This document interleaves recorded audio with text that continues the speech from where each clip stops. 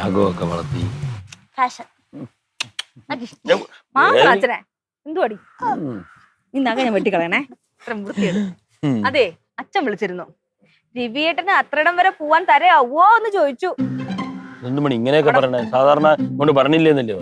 അല്ല രവിയേട്ടന് പറ്റുമോ അവിടെ പോവാനെന്ന് ചോദിച്ചിട്ടുണ്ടായിരുന്നു. അല്ല എപ്പോഴും പോകുന്നോണ്ട് അച്ഛൻ അങ്ങനെ ചോദിച്ചായിരിക്കും രാമുഖത്തോടെ. നീ കളിയാക്കണ്ട, സമയക്കുറവുണ്ട് ഉള്ളതുകൊണ്ട് തന്നെ പോകാത്തത്. അത് ഞങ്ങൾക്ക് അറിയാലോ. അച്ഛൻ എന്നാണ് സമയമുള്ളത്?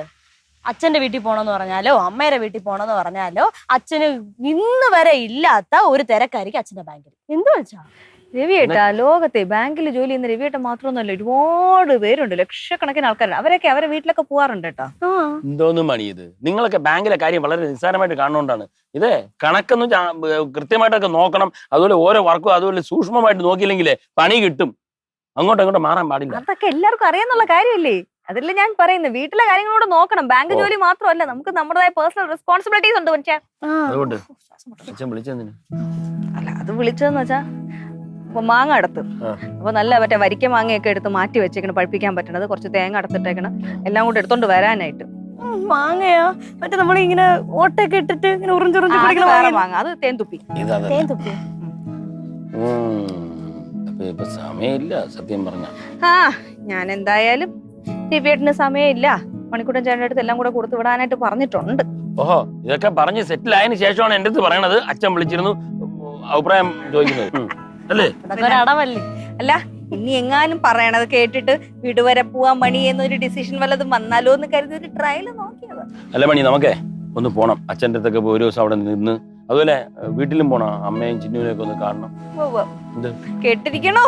നടന്ന തന്നെ ധാരാളം. ഇതൊക്കെ എപ്പോഴും കേൾക്കണല്ലേ മണി?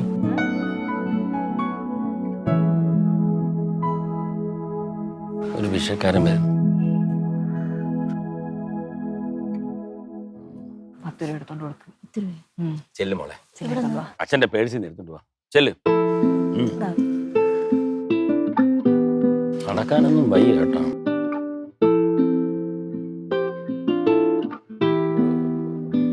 ഇങ്ങോട്ട് ഇരിക്കുക കേട്ടോ, ഇരിക്ക. എവിടെ വീട്? എവിടെ? നെടുമങ്ങാട്. നെടുമങ്ങാട്. വീട്ടില് വേറെ ആരൊക്കെ ഉണ്ട്? ഭാര്യയുണ്ട്, സുഖമില്ലാതെ കിടക്കുകയാണ്. മോള് നടന്നു പോയപ്പോ സ്കൂട്ടർകാരൻ കൊണ്ട് ഇടിച്ച് കാല് പൊടിഞ്ഞ് ആശുപത്രി കിടക്കുക. ജീവിക്കാൻ നിവൃത്തിയില്ല. മക്കളാരും ഇല്ല. വളരെ ഔഷധമായിട്ട് കഴിയാണ്, നിവൃത്തിയില്ല സർ. കഴിച്ചായിരുന്നോ വല്ലതും? കഴിച്ചു, കുറച്ച് കഴിച്ചു. നെടുമങ്ങാട് ഇത്ര ദൂരം നടന്നു വന്നു, രാവിലെ വന്നു. പിങ്കി മക്കളെ ഓടി വാ. മോളെ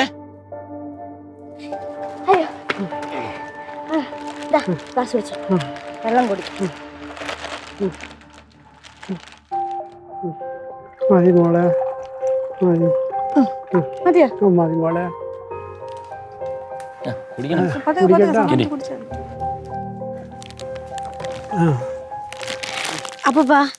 അപ്പൊ ഈ ഷർട്ടൊക്കെ ഒരുമാതിരി ഷർട്ട് വേണ്ട മക്കളെ, വേണ്ട മക്കളെ, എനിക്ക് പുതിയ ഷർട്ട്. അയ്യോ, ഇവിടെ ഉള്ളതാ ഷർട്ട്. അപ്പൊ എടുത്തോ, കുഴപ്പമില്ല. ഇതാ അപ്പൊ ഈ ഷർട്ട് ഇട്ടോണ്ട് പോ. ഇതൊക്കെ ഒരുമാതിരി ഇങ്ങനെ അഴുക്കൊക്കെ പിടിച്ചിരിക്കുന്നത്. ശരി മോളെ.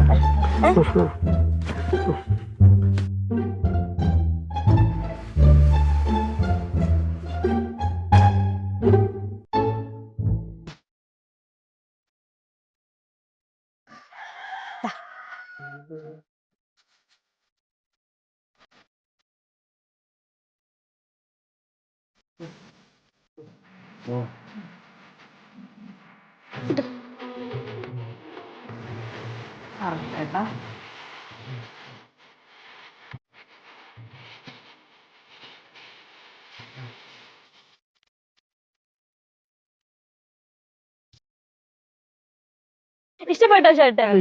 ഇഷ്ടപ്പെട്ട. ഇത് പുതിയ ഷർട്ടാ.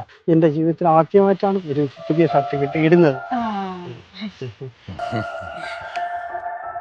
പിന്നെ അപ്പോ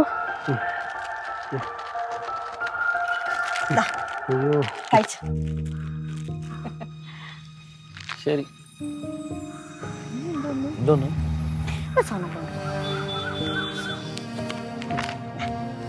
മോൾക്ക് പൂർണ്ണ സമ്മതം. ദൈവം ആയിക്കാശോട് മോളെ കായസ് കിട്ടിട്ട്. ശരി. ആ ശരി. ഇതൊക്കെ ശരി ശരി ബാബ. തരാം. ഓ ശരി. ഹാ, ഒരു പുണ്യകർമ്മം ചെയ്ത പ്രതീതി.